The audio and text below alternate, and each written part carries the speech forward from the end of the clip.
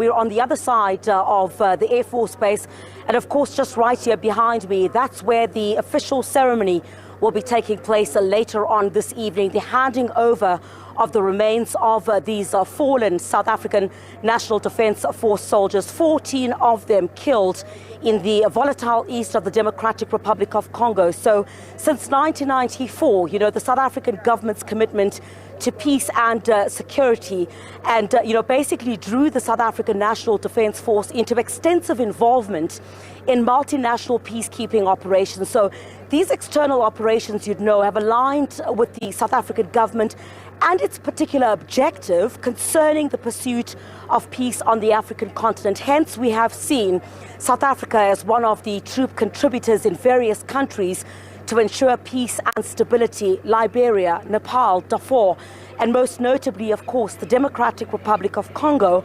Now, what has brought us here today is the killing in January this year of these 14 South African National Defence Force soldiers in the DRC.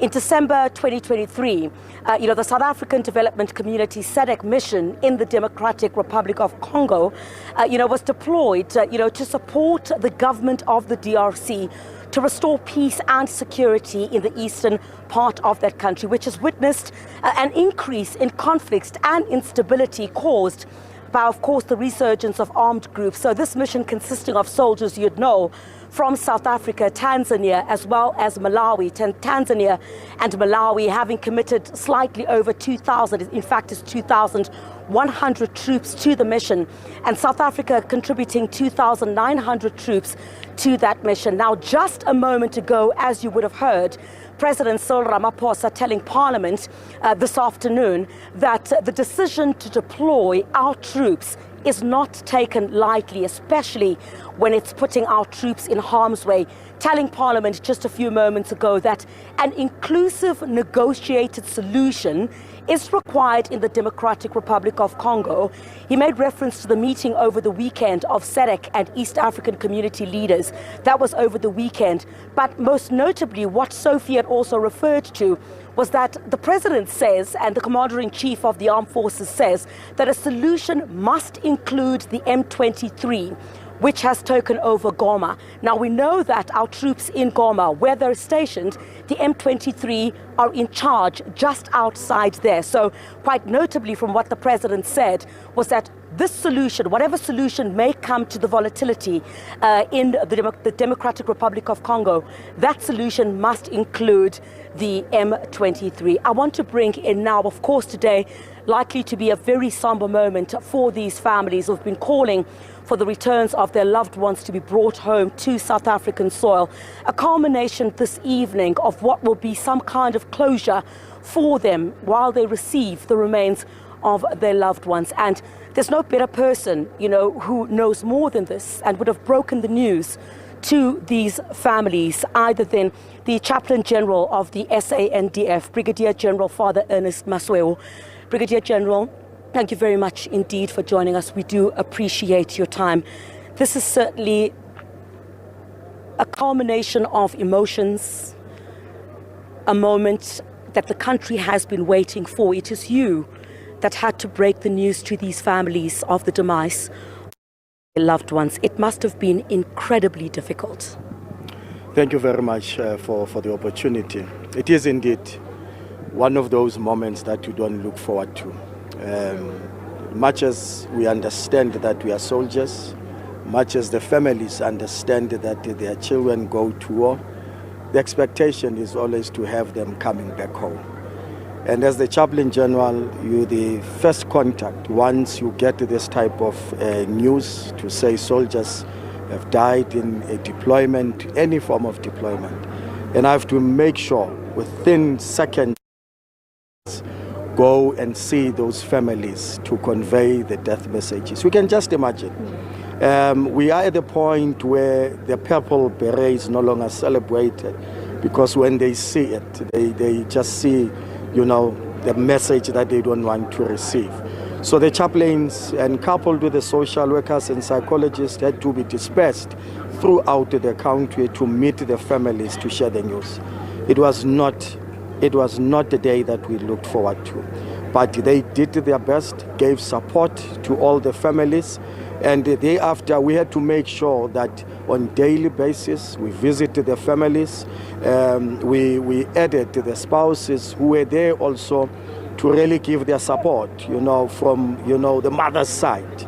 And I think I can say, with today having met the families, yesterday the minister, addressed all the families. We sat there, we allowed them to talk to us. They expressed their emotions. They said anything and everything. They asked questions, and we did our best with the minister and the chief of South African National Defence Force. I can safely say now an hour ago I was at AFBOP, where they finally identified their members, and all of them are happy. Yes, not happy for that, but just happy that they have seen their loved ones and they could touch them, those who wanted to. And today, the ceremony, as it continues, they would at least be satisfied that indeed they have their remains and they will take them back home. Yes.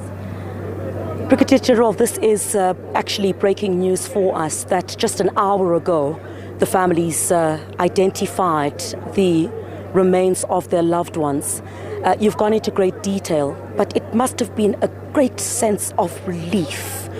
We've heard from them about the agony and the pain, but we understand the difficulties of soldiers being in foreign countries, different terrain. It's not an easy process to bring fallen soldiers home. With this mission, it's even worse, because as the chief explained to the families, the challenges that we had to face was M23 having its own conditions of movement, the UN trying by all means to help us. And so the delay were not based on anybody not doing their work. We had to make sure that we work with UN. We had to make sure that we work with the same N23. And finally, they were able to understand, because part of the battle includes where they have to understand that when you say ceasefire, you allow humanitarian aid and so on. And this gave us an opportunity for them to say, it's okay, you may proceed. And we had to make sure that they are flown over. Yes, the families were concerned, and we need to say that the state of the remains and so on, I think what I can say, it's common sense that after so many days, you may have some of the bodies not in good, not because of neglect, but due to the conditions of DRC where it's too hot and so on. But we did our utmost best. Even now, when they identified their loved ones, it was a very sad moment. I think being in that place for me, as a chaplain, it just takes you to that space where you feel, I don't want to be in this. So we rounded off that part with all of them saying thank you. They really appreciated. One family said, Chaplain General, the only thing we wanted was to see them. We've seen them, we're happy, we can proceed with whatever. And we kept one promise to them. Anytime you want to bury, the Defence Force is going to make sure that they support you. You want to bury on Sunday, you want to bury on Monday, it is up to them to tell us when, and we'll just comply and make sure their loved ones are buried with honor and the dignity they deserve. Chaplain General, I must appreciate the fact that this is the very first time that we're hearing such intricate details about what you actually went through to bring these fallen soldiers home. They are here now. Talk us through what we're expecting this evening. Right now the families are being prepared. They are going to be brought here to Swartkop, as you see the arrangements from behind. The president will be coming to join with other dignitaries, and we're expecting quite a number of people and religious leaders to join us. And the whole purpose is now to hand over. That's why we call it's a handing over parade of the remains. So we are going to drill, the sergeant majors and all other members will do the drills that you will see, where we are officially handing over the remains to the families. In that, it will then mean the chief army, as most of the members are coming from the army, is going to now take over also to make sure that each family is supported from today onwards until they do the burial. So the sequence of the events, we are going to have the first parade where the handing over will be done, and thereafter we'll have the president obviously engaging with the members, person to person. It's very important. And yesterday, I need to say just quickly, one of the members stood up and said, as a mother, it was good to hear the minister herself saying, I've lost a child. And for them, it was comforting that the minister is standing there, she knows the pain of losing a child. And today also we are going to experience the president engaging with them, allowing them also to share their pain, and him also comforting and consoling them. Thereafter, the whole events will then move to the right side where there's going to be a memorial service. We are going to have different speakers, and the whole purpose really is to honor our fallen heroes. And the day will be concluded, or the evening will be concluded, with the president giving his main address. Brigadier General Father Ernest Masweo, the Chaplain General of the SANDF, we really do appreciate your time. In particular, with the details that you've just shared with us, the families having now identified just about an hour ago the remains of their loved ones. Thank you very much indeed. We do appreciate you coming to speak to us, to give us those great details. Certainly a breaking news here on SABC News about the Chaplain General of the SANDF telling us that just about an hour ago you had the families of the 14 SANDF soldiers that were killed in the volatile east of the Democratic Republic of Congo. They have now identified the remains of their loved ones. This happened just about an hour ago. He was present there explaining to us the great difficulty that these families had gone through, but a great sense of relief given that the remains of these fallen heroes have now returned to South Africa. Also explaining to us in intricate details there how they had to negotiate with the M23 rebels, which we do now know that just outside of where our soldiers are based in Goma, the control of that area is under the M23 rebels, and having to negotiate in terms of the movement of the bodies of these soldiers being brought back to South Africa. Part of that negotiation had to happen with the M23. Quite notably, President Cyril Ramaphosa telling Parliament just a few moments ago, before we did this live crossing, that there is no settlement or any negotiation that can happen which can succeed to solve the situation in the volatile east of the Democratic Republic of Congo. That cannot happen without the involvement of the M23. But just here behind me, I'm going to show you just exactly what is taking place. The scene is being set for this evening. The red carpets are being put out, and we're expected to start at about 6 o'clock this evening, but we're expecting dignitaries, of course, to start arriving any time between, I would say, 4 o'clock and 5 o'clock as well. This hangar is Hangar 4, and Hangar 4 is where the remains of these fallen heroes will be. And from that hangar, you'll take a look at the tent, which is just towards my right. That tent is where the families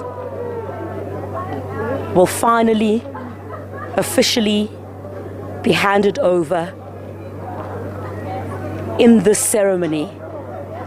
And I must say, quite strikingly, you would know that in African culture, every time it rains, it means there's a significant occasion that is about to take place. In African culture, when it rains and there's a bereavement or there's mourning, it means that the spirits of those who have passed on are with us.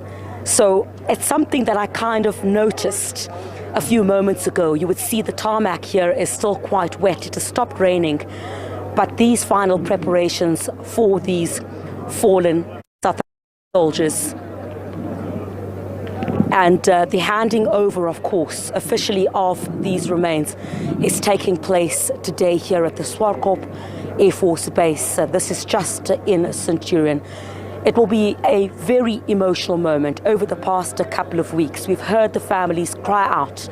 They spoke to us and our colleagues, Pimani Baloy, Bulelani Philip, and a number of our other colleagues in our different regions about the last time that they spoke to their loved ones. Some of them trying to reach out via WhatsApp and other means to try and get hold of their loved ones.